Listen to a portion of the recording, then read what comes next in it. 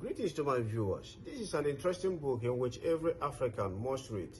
It was written by Deron Acemoglu and James A. Robbins, which is titled Why Nations Fail.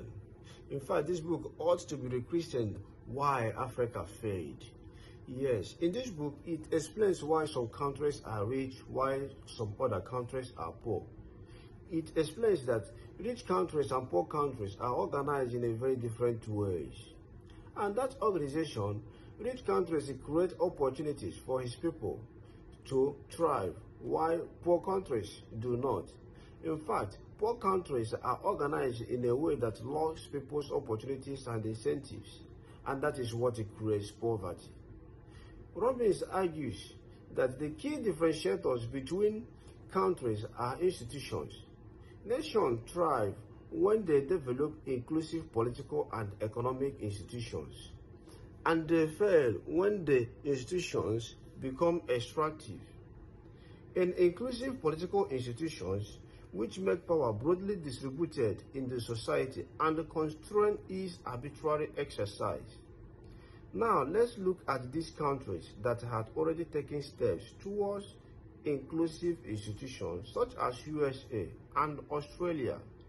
They have attained an enviable height where electricity and education are free. Inclusive economic institutions must feature secure private property, unbiased system of law, and the provision of public services that provides a level playing field in which people can exchange and contract. On the other hand, extractive political institutions concentrate powers in the hands of few. So nations fail because their extractive economic institutions do not create the incentives needed for people to save and invest, as well as to innovate.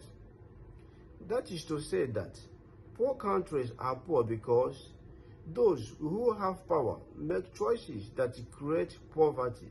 They get it wrong, not by mistake or ignorance, but on purpose.